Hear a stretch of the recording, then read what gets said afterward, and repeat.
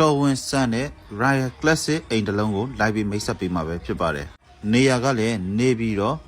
့ဥတ္တရသီမြို့ကျွန်တော်နှင်းစီလမ်းမကြီးကြောက်ကတ်မှာရှိမယ်။အိမ်ဒီဇိုင်းကလည်း Royal Classic ဒီဇိုင်းကိုမှအိတ်ခန်းအနေနဲ့6ခန်းပါမယ်။ Special Master Bedroom 3ခန်းရိုးရိုး Master Bedroom 2ခန်းနဲ့ Single Bedroom 1ခန်းပါမှာဖြစ်ပါတယ်။ချန်စီယိုအုတ်ဒရန်လည်းလုံးဝဒူးနဲ့တင်နဲ့တေချာလေးလှုပ်ထားပေးတယ်။ပြီးတော့တန်ပန်းတန်တကားတွေကိုအကောင်းဆုံးဆိုတဲ့ပစ္စည်းတွေနဲ့တုံးထားပေးတာကိုတွေ့ရမှာဖြစ်တယ်။အိမ်ရဲ့အလဲကတော့မြောက်လဲဖြစ်မယ်။အိမ်ရှေ့ကလမ်းကလည်းလမ်းနှပြခင်လမ်းကျယ်ဖြစ်ပါမယ်ခင်ဗျ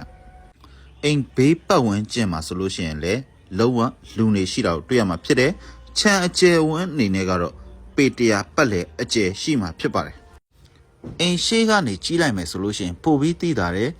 ရောမခစ်ကဒီဇိုင်းခစ်ဟောင်းဒီဇိုင်းတိုင်လုံးနေနဲ့ဒရင်တကားတွေကိုကျိုးတွေနဲ့တေချာထိုးထားပေးတာကိုတွေ့ရမှာဖြစ်တယ်။ခြံအရှိဘက်မှာဆိုလို့ရှိရင်လည်းကျွန်တော် green area ဖြစ်မြက်ခင်းတွေကိုတေချာလေးစိုက်ထားပေးတယ်။ရေမြောင်းတွေကိုလည်းကြဲကြဲနဲ့နက်နက်လေးတူထားပေးတယ်။ဒါအပြင် flower box တွေထဲမှာလည်းအပင်တွေတေချာလေးစိုက်ထားပေးတာကိုတွေ့ရမှာဖြစ်ပါတယ်ခင်ဗျ။ဒါဆိုရင်ခြံနဲ့လိုက်ပြပေးပါမယ်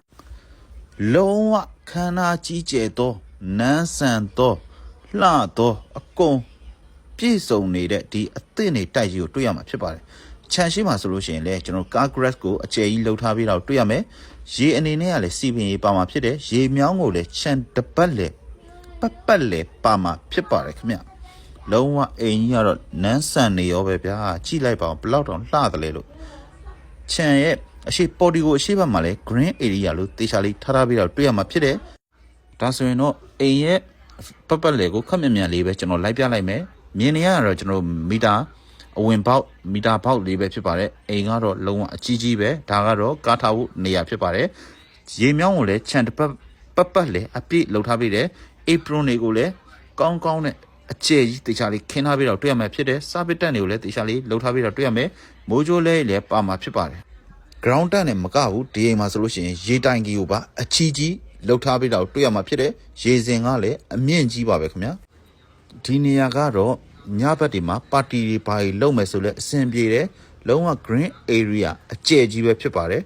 ဒါဆိုလို့ရှိရင်ကျွန်တော်အိမ်တဲကိုကျွန်တော်လိုက်ပြပေးပါမယ်လုံးဝအိမ်ကတော့အရန်ကိုပဲလှပါတယ်ခင်ဗျာဒါဆိုရင်တော့ကျွန်တော်အိမ်တဲကိုကျွန်တော်ခက်မြမြန်လေးအိမ်တဲကိုတစ်ချက်လိုက်ပြပေးပါမယ်ဒီအိမ်ရဲ့တိုင်လုံးတွေကိုဒူးနဲ့ဒဲနဲ့တခြားလေးလှုပ်ထားပေးတယ် veranda လည်းတေချာလေးလှုပ်ထားပေးတယ်အိမ်ရဲ့အဝင် main တကားကိုလည်းကျွန်းတကားကျွန်းကြီးပေါင်းနဲ့တေချာလေးလှုပ်ထားပေးတော့တွေ့ရမှာဖြစ်တယ်ပစ္စည်းတွေကိုလည်းအကောင်းစားတွေဆိုတာကြီးပဲတုံးထားပေးတယ်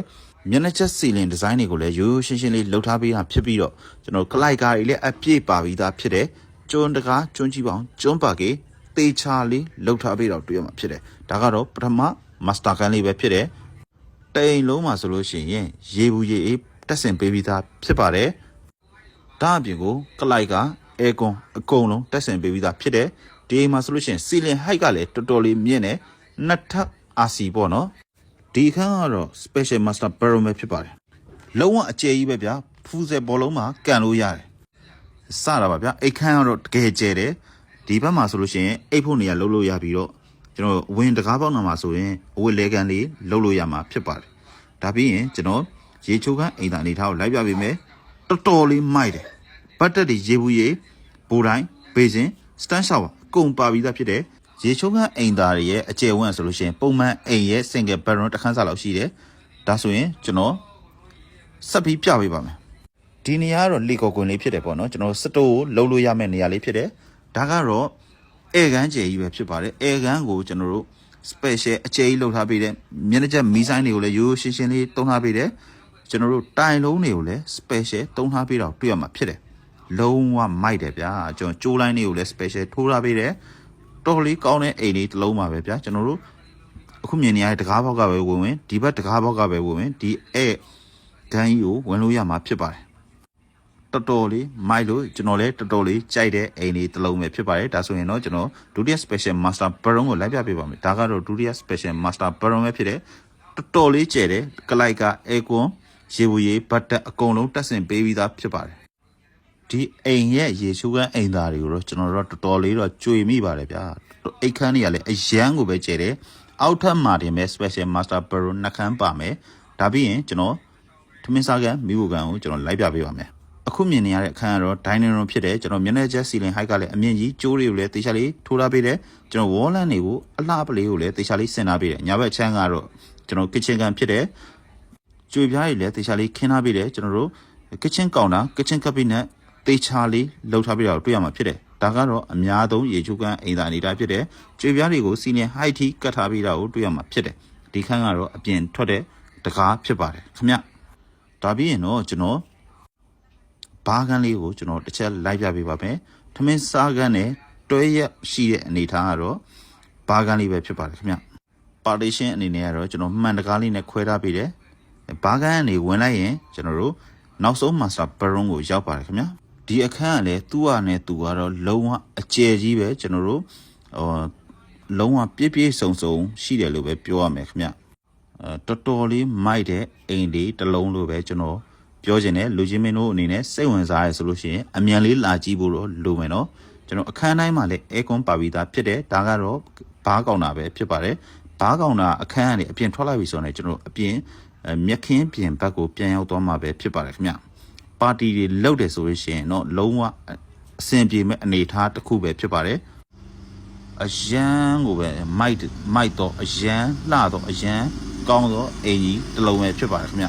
ဒါဆိုရင်တော့ကျွန်တော်လူချင်းမင်းတို့ကို second floor ကိုကျွန်တော်လိုက်ပြပေးပါမယ် second floor မှာဆိုလို့ရှိရင်လည်းကျွန်တော်တို့ဖျားကန်းတိတ်တန့်ပါမယ် single ကန်းတစ်ခန်းပါမယ်master special master bedroom တစ်ခန်းပါအောင်မှာပဲဖြစ်ပါတယ်ခင်ဗျဒါကတော့ကျွန်တော် second floor ကိုတက်နေတဲ့အနေအထားလေးပဲဖြစ်ပါတယ်ဒီမှာဆိုလို့ရှိရင်လည်းကျွန်တော်ဖျားကန်းကိုလည်းအကျယ်ကြီးလှုပ်ထားပေးတာကိုတွေ့ရမှာဖြစ်တယ်ဒါကြောင့်မလို့ကျွန်တော်အိမ်တက်တွေဘာအလူတွေဘာပဲလုပ်လို့အဆင်ပြေတဲ့အနေအထားမှာရှိတယ်ဒါကတော့ဖျားကန်းအကျယ်ကြီးပဲဖြစ်ပါတယ်ဒါကတော့ဖျားကန်းမှာတော့ဘိုးပေးစဉ်ဖြစ်ပါတယ်မျက်နှာချက်ကတော့ရိုးရှင်းလေးပဲဒါကတော့စင်ကဲအိတ်ခမ်းလေးပဲဖြစ်ပါတယ်ခင်ဗျသူ့အနေနဲ့သူအကျယ်ကြီးပဲဧည့်သည်တောင်းတယ်လာလို့ပဲတက်တယ်ဖုန်းကြီးတွေလာလေလို့ပဲထထအဆင်ပြေပါတယ်ခင်ဗျဒါကတော့နောက်ဆုံး special master bedroom လေးပဲဖြစ်ပါတယ်ခင်ဗျဒါကတော့တော်တော်လေးကျယ်တဲ့အနေအထားမှာရှိတယ်အပြင်ထွက်လိုက်တာနဲ့ကျွန်တော်တို့ veranda ကိုရောက်သွားမှာပဲဖြစ်ပါတယ်ခင်ဗျကျွန်တော်အပြင်ကိုလိုက်မပြခင်မှာကျွန်တော်ရေချွန်းအိမ်သာအနေထားကိုတစ်ချက်ထပ်လိုက်ပြပေးမယ်ရေချွန်းအိမ်သာအနေထားကလည်းသူ့ဟာနဲ့သူတော်တော်လေးကျယ်ဝန်းတဲ့အနေထားမှာရှိတယ်တော်တော်လေးကောင်းပါတယ်ပထမ master ကန်နဲ့လည်းအတူတူနီးပါးလောက်ပဲရှိပါတယ်ခင်ဗျဒါပြီးရင်တော့ကျွန်တော်အပြင်ကိုကျွန်တော်တစ်ချက်လိုက်ပြပေးပါမယ်ဗျအပြင်ဘက်ထွက်လိုက်မယ်ဆိုလို့ရှိရင်လည်းကျွန်တော်တို့လှပတဲ့ view လေးတွေကိုကျွန်တော်တွေ့ရမယ်ဘေးနားမှာဆိုလို့ရှိရင်အသိနေတိုက်တွေရှိတာကိုတွေ့ရမှာဖြစ်တယ်လူနေလည်းရှိပါတယ်ခင်ဗျဒါဆိုရင်တော့ကျွန်တော်ဒီအိမ်လေးရဲ့ပိုင်ဆိုင်မှုအကြောင်းဆက်ပြီးပြောပြပေးမယ်ဒီအိမ်လေးရဲ့ပိုင်ဆိုင်မှုကတော့230 gram ရဲ့အမျိုးအစားဖြစ်တယ်လူကြီးမင်းတို့ဝယ်ပြီးတာနဲ့အမီပေါက်တန်းပြောင်းနိုင်မှာပဲဖြစ်ပါတယ်ခင်ဗျလူကြီးမင်းတို့ဒါကတော့အိမ်အပေါ် veranda ကနေအပြင်ကိုလှမ်းမြင်နေရမယ့်အနေအထားဖြစ်ပါတယ်လူချင်းမင်းတို့အနေနဲ့ဒီအိမ်ရဲ့ခေါ်စည်းလေးကိုသိကျင်နေဆိုလို့ရှိရင်စိတ်ဝင်စားရဆိုလို့ရှိရင်ကျွန်တော်တို့ Dream Home HMB ကိုအချိန်မီဆက်သွယ်ဆုံးသက်မေးမြန်းနိုင်ပါတယ်မင်္ဂလာရှိတဲ့ညနေခင်းလေးပိုင်ဆိုင်နိုင်ကြပါစေကျွန်တော်ကတော့ Dream Home HMB အကျိုးဆောင်လုပ်ငန်းကကိုပိုင်မဲ့ဖြစ်ပါတယ်အားလုံးကိုကျေးဇူးတင်ပါတယ်နောက်ဗီဒီယိုမှာပြန်လည်ဆုံတွေ့ပါမယ်ခင်ဗျသိချင်တာရှိရင်ကျွန်တော်တို့ဖုန်းနံပါတ်ကိုဆက်သွယ်လိုက်ပါခင်ဗျ